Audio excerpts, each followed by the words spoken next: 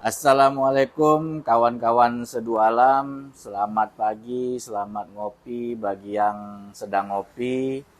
Yang belum ngopi jangan lupa ngopi, karena dengan kita ngopi secara tidak langsung kita juga ikut membantu perekonomian para petani kopi dan pedagang kopi.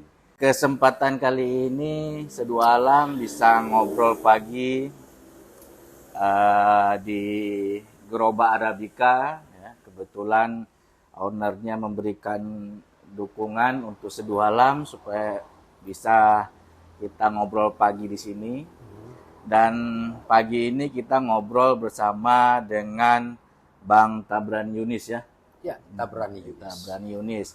Ya, beliau direktur dari CCDE, Center for Community Susah Development. mengatakannya. Iya, ini itulah nih Bang, agak berbelit karena pakai bahasa Inggris. Center for Community Development and Education. Nah, gitu ya, dia. Center for Community Development and Education ya, atau Pusat Pengembangan Masyarakat dan Pendidikan. Beliau juga aktif di kegiatan sosial, ya salah satunya itu pengumpulan sepeda dan bantuan sepeda ya Bang ya. Ya, program 1000 sepeda dan kursi roda. Ya, program 1000 sepeda dan kursi roda. Oke, mungkin Abang bisa sedikit cerita nih tentang CCDE dulu nih Bang, sebelum kita masuk ke program sosialnya Bang. Oke. Ya, baik, terima kasih. Oke,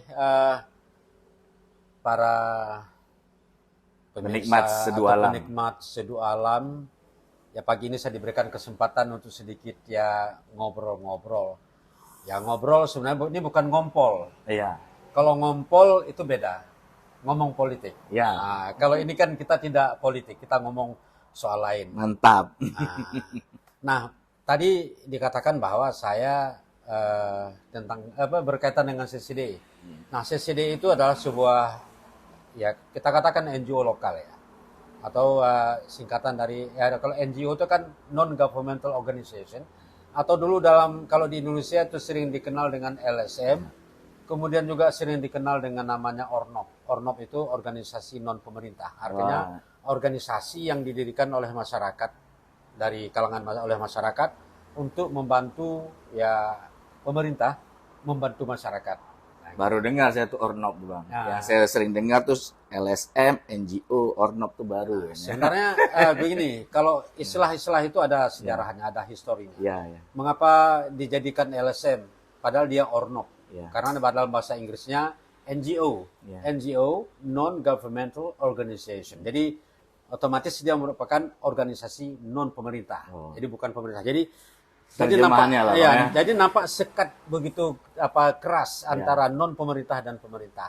Maka pemerintah itu akhirnya memberikan nama kepada ya katakanlah memperhalus atau membuat sedikit lebih lunak namanya dengan lembaga swadaya masyarakat. Artinya ya swadaya artinya dari masyarakat sendiri. Nah, CCDE merupakan organisasi masyarakat, juga disebut masyarakat sipil ya, organisasi ya non pemerintah yang didirikan pada tanggal 30 November tahun 1993. Jadi sudah berapa puluh tahun sudah? 1993, sekarang 2003. Sudah lebih 20 tahun, artinya 30 tahun ya. Nah, 30 tahun sudah. Ya, 30 tahun ya sudah 3 dasawarsa ya. Nah, jadi lembaga ini didirikan sebenarnya saya dengan latar belakang sebelumnya saya pernah mendirikan bersama dengan teman-teman, ada Mirdas Ismail, ada Toto Wahyu, ada Sukri. Itu kami mendirikan dulu lembaga swadaya masyarakat yang namanya LP2SM. LP2SM itu lembaga pengkajian dan pengembangan sumber daya manusia. Saya pernah pertama dari staf, kemudian selama 2 tahun menjadi direkturnya. Lalu tahun 93 karena saya ingin lebih concern untuk memberikan pelayanan atau memberikan bantuan kepada kaum perempuan dan anak, maka tahun 1993 itu saya mendirikan CCDE dengan tujuan untuk melakukan kegiatan pemberdayaan dan penguatan perempuan dan anak yang dilatar belakangi oleh kondisi perempuan dan anak. Jadi kondisi perempuan yang saya katakan sebenarnya persoalan anak negeri ini, apakah dia perempuan atau kan dia laki-laki, persoalannya adalah persoalan literasi. Rendahnya kemampuan literasi yang membuat kemampuan berpikir, membuat kreativitas, membuat inovasi itu rendah. Jadi oleh sebab itu, ya saya sebagai orang yang background pendidikan saya di education ya, di pendidikan, karena saya juga tamat dari SPG, melanjutkan ke program diploma 2 bahasa Inggris, kemudian saya melanjutkan ke FK bahasa Inggris dan saya selesai dengan hanya level sarjana saja ya. Jadi itu backgroundnya, sehingga saya memang berkeinginan membantu kaum perempuan, karena pada saat itu saya melihat banyak perempuan yang hidupnya sangat miskin ya. Hidupnya sangat miskin. Saya tentu saya tidak melihat perempuan-perempuan lain dulu lah. Yeah. Saya melihat keluarga saya sendiri, ya kakak-kakak saya, sepupu-sepupu saya, hidupnya dalam keadaan miskin. Yeah. Ya, kemiskinan itu yang sebenarnya yang menyebabkan adalah, ya kalau kita mengatakan bentuknya kemiskinan intelektual dan kemiskinan finansial. Yeah. Jadi sehingga mereka tidak mampu untuk membangun kehidupan yang lebih baik. Yeah. Nah, berangkat dari kondisi itu, saya terpanggil jiwa untuk bisa membantu mereka, ya karena yang pertama saya sudah punya pengalaman berorganisasi di LP2SM, yang kedua saya punya skill untuk pendidikan, dan yang ketiga saya memiliki ada banyak relasi. Jadi kenapa tidak? Potensi yang saya miliki itu bisa saya jadikan sebagai alat atau sebagai media bagi saya untuk bisa berbagi kebaikan. Berbagi kebaikan dengan adanya, supaya itu bisa dilakukan, maka diperlukan organisasi yang namanya CCDE. Nah, CCDE lalu apa yang kemudian? Jadi untuk bisa membantu mereka, ya tentu saja karena persoalan apakah namanya kemiskinan intelektual atau kemiskinan finansial, itu ternyata akar masalahnya pada literasi. Nah, kalau kita mungkin mengatakan dalam konteks agama, persoalannya persoalan ikra. Yeah. Jadi kita ini miskin, kita ini tidak kreatif, kita ini tidak inovatif, itu disebabkan oleh rendahnya kemampuan kita berikra. Kalau dalam bahasa diawali dengan kemampuan membaca. Jadi kita lihat saja bagaimana kemampuan keinginan atau kemauan masyarakat kita membaca. Yeah. Kita ini anehnya dalam hal membaca itu, ya kita katakan kita sudah rendah kemampuan membaca, sekarang dihantam lagi dengan teknologi. Oke. Nah, itu tentang CCD. Lalu apa yang dilakukan? Saya pada saat itu memulai untuk mengintervensi kegiatan-kegiatan di kaum perempuan adalah, yang pertama saya melakukan pengorganisasian. Jadi melakukan pengorganisasian, ya mengorganisir ibu-ibu rumah tangga yang level pendidikannya hanya pada level SD, tamat SMP, atau paling tinggi tamat SMA. Dan yang saya pilih pada saat itu adalah orang-orang yang memang sudah pertama sudah tergerak untuk melakukan kegiatan-kegiatan ekonomi yang kecil-kecil, misalnya jualan pisang goreng, ya goreng-gorengan gitulah, ya, ataupun mungkin anyaman tikar. Jadi mereka ini kita organisir. Nah, jadi sekitar 20 orang dalam satu kelompok. Nah, jadi itu menjadi basis untuk gerakan-gerakan saya di CCDI. Nah, apa yang saya lakukan setelah pengorganisasian, maka kepada mereka diberikan dengan 3 program besar yang kita lakukan adalah, yang pertama, basis yang pertamanya menjadi payung dari semua kegiatan adalah education. Nah, sesuai dengan basic dan juga sesuai dengan nama CCDE yang ujungnya education. Jadi pada saat itu, ya itu yang pertama, memberikan pendidikan. Ya mungkin kita mengatakan pendidikan non formal atau pendidikan ya kita sebut dengan pendidikan masyarakat ya. Yang kedua, saya mencoba melihat karena ada persoalan kemiskinan finansial. Jadi yang kita intervensi adalah membangun kesadaran kritis, membangun kemampuan mereka untuk mengelaborasi persoalan-persoalan mereka. Dan ya katakan salah satu persoalan mereka adalah persoalan ekonomi. Nah, bagaimana sekarang persoalan ekonomi itu bisa kita bantu? Maka saya juga membuat program yang namanya program tadi pendidikan bagi perempuan lewat pelatihan-pelatihan, diskusi dan segalanya. Yang kedua juga dengan memberikan bantuan ekonomi. Ekonomi juga lewat memberikan pelatihan keterampilan, pelatihan bagaimana membangun usaha kecil, manajemen usaha kecil, sampai manajemen keuangan segala macam. Dan juga kita pada saat itu berusaha untuk memberikan pinjaman modal usaha dengan pendekatan pada waktu itu adalah pendekatan mikrokredit. Ya, artinya mikrokredit ya tidak seperti kredit yang ada di bank. Kita memulai dengan hanya 25.000. Jadi itu 25.000 kan pada saat itu ya, pada untuk tahun satu orang, itu satu orang pada tahun 1993 itu. Nah, jadi 93 94 ya dan selanjutnya. Nah, jadi itu yang kita lakukan untuk pengembangan ekonomi dan memberikan pinjaman modal usaha. Dan yang ketiga, terkait dengan literasi, jangan hanya kita mengajak mereka untuk membaca, tapi bagaimana mereka tadi pelatihan-pelatihan membangun kesadaran, membangun kemampuan literasi. Jadi sekaligus juga CCD itu memiliki program yang namanya publikasi atau publication. Jadi publikasi ini dengan tujuan adalah bagaimana kita bangun kemampuan literasi kaum perempuan. Mereka bisa menuliskan persoalan-persoalan mereka, baik persoalan dalam rumah tangga maupun persoalan-persoalan yang dihadapi oleh perempuan. Karena kenapa? Perempuan sebenarnya memiliki persoalan yang jauh lebih besar daripada laki-laki. Ya, dia sebagai seorang ibu rumah tangga, dia kalau kita mengatakan ada yang namanya amazing hands. Ya, jadi tangan-tangan yang begitu menakjubkan. Jadi dia bisa mengerjakan dalam satu hari itu segala hal. Dibandingkan dengan kita mungkin hanya kita ke kantor, pulang kantor selesai. Tapi perempuan mulai dari sebelum terbit matahari pekerjaannya sampai sebelum terbenam mata suami. Kalau mata suami belum terbenam masih ada pekerjaan perempuan. Nah, itu.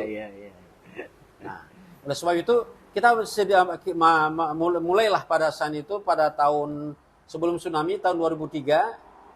Ya, sebenarnya bukan 2003, mulai dari 2001 saya sudah memulai kegiatan yang namanya pelatihan menulis untuk perempuan. Ya, dengan mengundang sebanyak 25 orang perempuan dari 6 kabupaten pada saat itu. Jadi saya latih mereka selama 3 hari. Itu pada masa konflik ya. Pada masa konflik bagaimana kita melakukan kegiatan begini. Jadi ini yang seharusnya juga menjadi strategi kita pada saat itu, bahwa kalau kegiatan-kegiatan ngumpul kan nggak boleh. Betul. Tapi kita bisa ngumpul, kita buat kegiatan di apa? Ya karena memang kita ingin membantu orang, membantu perempuan, mencerdaskan perempuan. Jadi kita buat pelatihan selama 3 hari. Dari pelatihan itu tulisan-tulisan mereka kita ketik, lalu terkumpul dan kita mulailah menerbitkan yang namanya majalah potret. Nah, Pak, jadi ini sampai kita ke majalah potret. Ini Pak, sebelumnya nih kawan-kawan sedualam, Bang Tabrani ini tidak hanya sebagai direktur CCDE dan juga tokoh pegiat sosial, beliau juga tokoh literasi Aceh. Ya, salah satu produknya, salah dua produknya nih karena 2 biji ya. Ini ada Anak Cerdas dan Potret. Nah, ini majalah yang beliau kelola atau terbitkan dalam rangka literasi tadi. Ya Bang ya? Ini udah edisi keberapa nih Bang, Potret sama Anak Cerdas nih? Nah, sebenarnya kalau dikatakan edisi, ini kita sudah berhenti cetak. Udah berhenti dulu cetak. Dulu kan majalah Potret ini, ini majalah Potret ini diterbitkan dalam rangka membangun gerakan menulis di kalangan perempuan Aceh awalnya. Tapi kemudian bermetamorfosis, itu bukan hanya perempuan Aceh, nasional dan bahkan internasional. Berarti ada juga penulis-penulis nasional yang banyak menulis di majalah banyak sekali ya, penulis-penulis nasional dari berbagai daerah di Indonesia. Bahkan ada yang kalau lihat di buku di dalamnya ada yang English edition, artinya sebenarnya ada artikel dalam bahasa Inggris yang penulisnya ada orang yang dari Jerman, ada yang dari Amerika yang concern kepada persoalan-persoalan perempuan. Gitu. Nah, kalau boleh saya ceritakan ya Potret, ya ini saat ini sebenarnya Potret ini omongan kita ini bisa juga ini ya, kalau kemarin sebenarnya saya tidak merayakan ulang tahun CCD yang ke-30, Merayakan ulang Ini tahun juga potret ya, Bang? merayakan ulang tahun potret yang ke-20. Oh, 20. Karena tanggal 11 November itu juga bertepatan dengan tanggal lahir anak saya, tak kenapa bisa sama. Ya, jadi Bukan sengaja, Bang? tidak. Jadi kebetulan ya kan lebih duluan ini lahir. Oh iya. Ya, kan nggak bisa saya katakan anak saya lahir tanggal 11. Oh iya. Ya. Jadi sini duluan ini lahir, jadi kemudian anak saya lahir juga tanggal 11 tapi tahun yang berbeda. Nah, ini terbit mulai tahun 2003 sebelum tsunami. Ya, setelah tadi pelatihan tadi dikumpulkan tulisannya dijadikan sebuah media, tapi awalnya tidak begini. Awalnya itu masih dalam bentuk newsletter. Ya, edisi pertama, kedua, ketiga, keempat itu masih newsletter. Ya, karena ketika saya sedang jadi ketika tulisan mereka tadi dikumpulkan, tulisan tangan ya, nggak ada diketik. Nah, lalu kami mengetik tulisan itu dan diproses menjadi sebuah media. Nah, jadi ketika itu sejak awal pun mereka menulis, kita memberikan bukan hanya mengajak orang menulis, tapi kita melatih mereka menulis dan juga menyediakan media untuk mereka menulis, dan kita malah menyediakan honor untuk mereka menulis. Apresiasinya luar biasa, Bang. Bayangkan ibu-ibu yang hanya tamat SD, tamat SMP menulis dengan hanya sejumlah kata, dan lalu kita bantu mereka dengan itu. Lalu mendapat bantuan pada saat itu tahun 2003 mereka bisa mendapatkan 25.000. Ya. Saya menulis di media lain juga masih juga 25.000, tapi saya memberikan di 25.000 pada saat itu. Nah, lumayan kan? Nah, jadi sekaligus membuktikan kepada mereka bahwa pekerjaan menulis itu pekerjaan yang bisa menghidupkan. Oleh sebab itu, kalau memang dan menambah wawasan, Bang. Menambah banyak sekali manfaatnya. Nanti kalau kita ngomong itu bisa 14 hari. Itu. Oh iya. Nggak ngobrol santai lagi nih, Bang. Namanya ngobrol lagi panjang kan nih. 14 hari. Kan ini aja bisa berhari-hari nih kita. Nah, kalau anak cerdas sendiri gimana nih, Bang? Apa ini? Tapi ini belum selesai ya. Belum selesai ngomong ini. Jadi karena kalau nunggu selesai panjang kita ngobrol. Ya, tapi begini dulu sebelum ini. Nah, jadi supaya nanti Nah, artinya sekarang ini sudah 20 tahun. Ya. Nah, perjalanannya ini seperti majalah ini ya seperti bernafas di dalam lumpur. Begitu berat ya. Tapi saya mengatakan, saya ingat teman saya Eka Budianta, seorang budayawan yang sekarang tinggal di Jakarta. Pada suatu saat saya katakan pada beliau, berat Pak. Lalu apa katanya? Tak berani. Kalau kamu mengatakan berat, berhentilah. Tertantang saya dan saya tidak akan pernah berhenti. Alhamdulillah media ini kalau di Aceh, coba lihat, begitu pertanyaannya kan gini, kenapa banyak media yang selama ini dia tumbuh lalu mati? Tapi alhamdulillah sampai dengan hari ini potret masih ada, walaupun tidak lagi dalam bentuk cetak. Sekarang silakan saja kunjungi www.potretonline.com. Ya, nanti kita buat nih Bang di Iya, jadi begitu. Website, saya saat ini nanti kita kalau cuma munculkan. Hebatnya sekarang ini, kalau dulu kan kita mencetak itu per bulan, atau kadang-kadang lebih sebulan. Nah, jadi sekarang ini kita kalau memang sudah sudah online, saya dalam satu hari sebanyak berapapun tulisan itu masuk dan semampu saya mengeditnya, itu langsung saya publish, langsung saya muat, dan dengan prinsip saya ingin mempercepat kebahagiaan orang lain. Maksudnya apa? Bahwa pengalaman saya sebagai seorang yang menggeluti dunia menulis sejak tahun 89, saya selalu saja menginginkan tulisan saya itu ketika saya kirim ke media itu cepat dimuat. Bayangkan kalau dulu cetak itu bisa seminggu, 2 minggu, atau malah bulan. Nah, sekarang ini dengan ini saya merasa sakit dengan kondisi seperti itu, nggak enak. Yang namanya itu kan seperti orang ibaratnya membunuh seseorang dengan kerinduan. Rindu itu membunuh itu begitu berat ya. Jadi maka jangan pernah jadi rindu pada seseorang. Kalau rindu pada seseorang kan jangan karena orangnya nampak atap rumahnya saja, wah sudah puas hati gitu kan. Jadi saya kan itu prinsip saya, mempercepat kebahagiaan orang. Jadi kadang-kadang orang kaget ya, baru aja dikirim tulisannya, sudah muncul ya, sudah naik. Bang kok cepat kali? Nah, saya katakan saya senang melihat Anda bahagia. Anda bahagia nggak dengan kecepatan? Iya, sangat bahagia. Nah, ketika Anda bahagia, saya merasakan sangat bahagia. Kalau Anda bahagia, saya mengatakan saya sangat bahagia. Ya, gitu. Sama-sama bahagia. Sama-sama bahagia. Jadi ketika kita membahagiakan orang lain, ya kita bahagia. Ya. Nah, jadi gitu.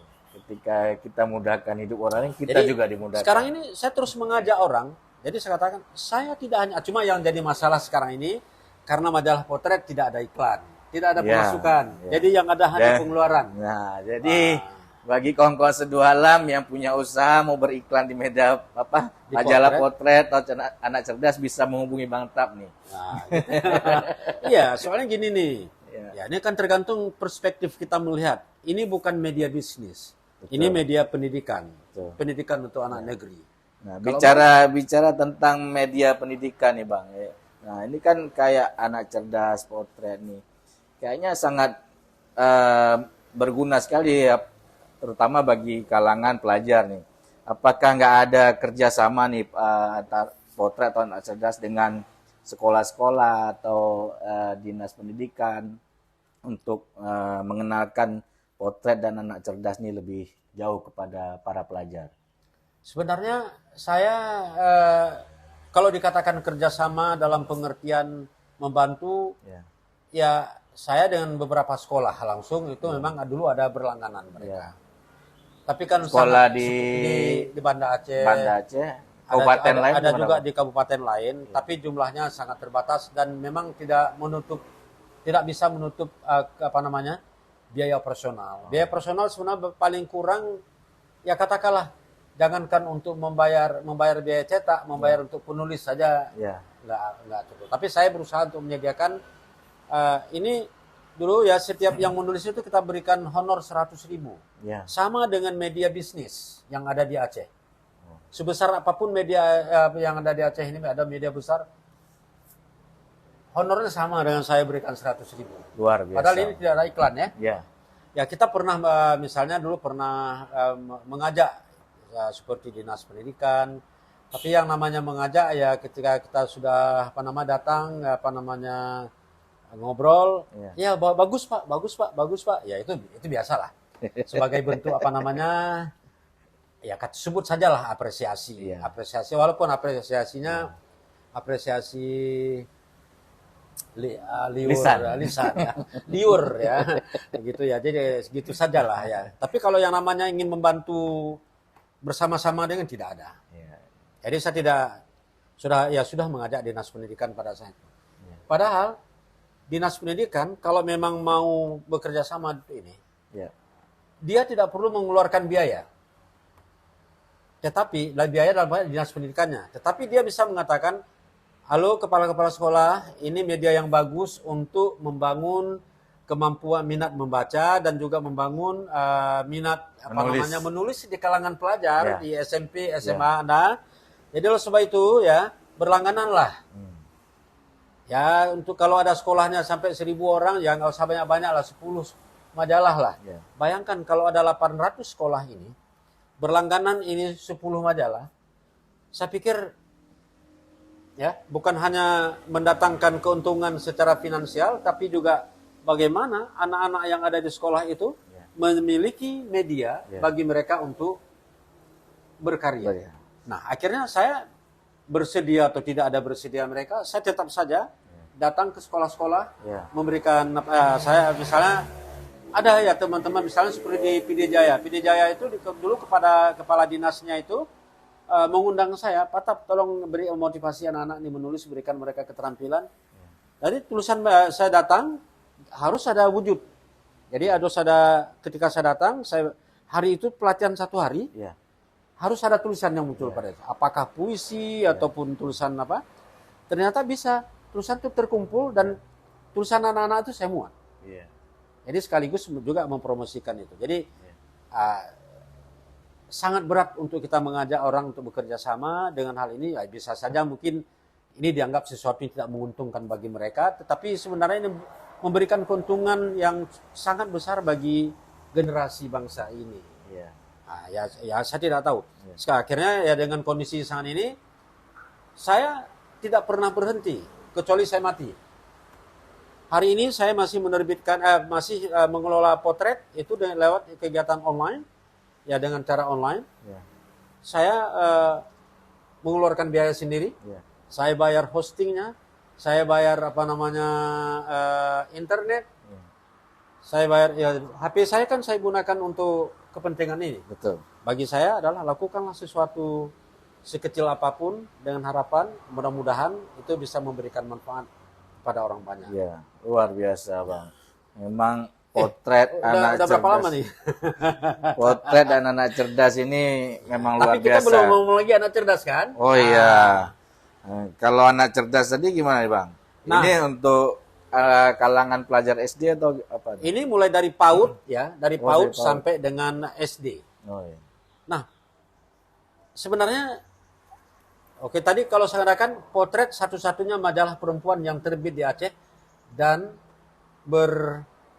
beredar secara nasional. Nah, dulu ya. Kalau sekarang sudah internasional. Sekarang internasional karena sudah online. Nah, ini juga ini lahir majalah ini atas keprihatinan terhadap kondisi anak-anak di sekolah yang kehilangan. Yang pertama, kreativitas. Bisa saja mereka memiliki kreativitas tapi tidak memiliki media untuk mempublikasikan ya karya-karya mereka. Nah, oleh sebab itu pada tahun 2013 ini pada bulan Mei kita menerbitkan majalah Anak Cerdas. Ini kita luncurkan dulu di sana tuh di Batoh. Kan ada dulu warung kopi yang besar di situ ya, ada hotel di atasnya dekat terminal. Oh, Ring Road Bang ya? Ring Road.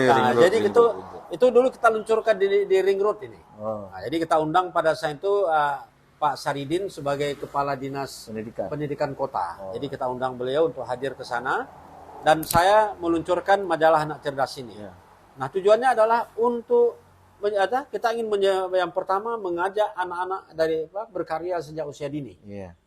Ya, karena sejak usia dini, kalau dia berkarya sejak usia dini itu lebih lama itu dia bisa Jadi oleh sebab itu itu yang pertama. Yang kedua, menyediakan media bagi mereka. Ada media-media seperti majalah yang terbit nasional, tapi kan kontennya itu kan tidak diisi oleh anak-anak di daerah ini.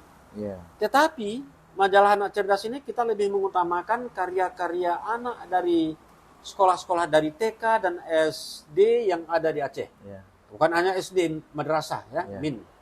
Jadi oleh sebab itu, kalau dibuka di majalah ini, kita akan menemukan banyak sekali karya anak-anak. Apakah puisi, atau cerpen, atau gambar. Ini kan gambar-gambar seperti ini. Ini karya anak-anak. Ya, karya anak-anak, jadi mereka suka menggambar, mereka suka mewarnai. Nah, ini Labu dan Gajah ini cerita anak-anak sendiri nih. Betul. Nah, jadi kita menyediakan ini. Nah, jadi yang kedua kita juga datang ke sekolah untuk memotivasi mereka dan juga menginformasikan bahwa ini ada media untuk kalian bisa membaca, untuk kalian bisa menulis, berkarya di dalamnya, ya. Memang majalahnya kita jual. Coba bayangkan, kalau ini majalah kita jual hanya dengan harga pada saat 11.000. 11.000 luar Aceh. 10.000 Aceh. 10.000 Aceh. Iya. Pertanyaannya, dari mana kita bisa mendapatkan keuntungan dari sini? Jujur saya katakan tidak pernah mendapatkan keuntungan. Ya.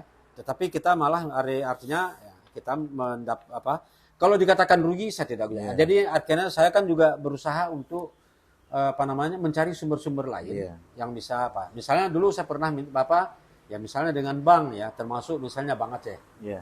Jadi Bank Aceh saya minta kemarin itu saya buat kegiatan literasinya berupa kuis. Ada kuis. Nah, ini seharusnya masih bisa lakukan.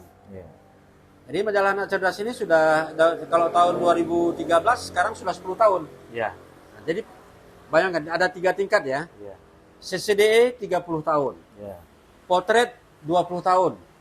Anak Cerdas tanggal bulan 5 ini genap 10 tahun. Ini nanti kita akan buat kegiatan dalam rangka 10 tahun. 10 tahun. Memang direncanakan atau enggak nih 10 tahun? Tidak, saya tidak merencanakan itu, tetapi perjalanannya berjalan begitu saja ya. Ini saya lihat nih di Anak Cerdas nih memang luar biasa nih. penulisnya seperti Abang bilang, ada yang dari... Itu dari Inggris? Ya, ini dari Inggris. Rosie Melanie Worcester, Inggris. Ya, itu. Kemudian ada lagi Siska Sugiarso dari Balikpapan, luar biasa.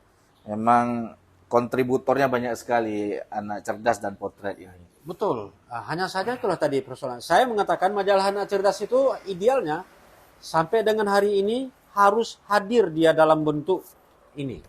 Mengapa? Karena saat ini di era digital ini ternyata orang tua banyak yang kalau kewalahan menghadapi mentalitas anak yang semakin addicted dengan gadget. Jadi itu merisaukan orang tua, tetapi orang tua seakan-akan kehilangan akal bagaimana untuk mengatasi hal itu. Nah, jadi sekarang ini juga sudah online. Jadi kedua media ini sudah ada online. Kalau tadi ini www.potretonline.com. Kalau ini www.majalahanakcerdas.com. Jadi bisa orang tua yang ingin mengirimkan karya anak-anaknya, ya bantulah. Kirimkan ke saya. Saya tidak minta bayar, tapi kalau saya ada iklan, saya akan bayar. Begitu. Tidak perlu tidak perlu diminta bayar, tapi anak cerdas atau potret akan membayar. Akan membayar. Para penulis ya. Tapi ingat ya, ketika saya mampu mencari sumber pendanaan untuk itu. Ya, ada syaratnya. Ada syarat. Jadi oleh sebab itu, saya pikir ini kan begini nih. Persoalan rendahnya kemampuan literasi, rendahnya kualitas pendidikan di Aceh, itu persoalan kita bersama. Oleh sebab itu ya, kalau memang kita menjadi persoalan bersama, harusnya ini menjadi ada strategi bersama.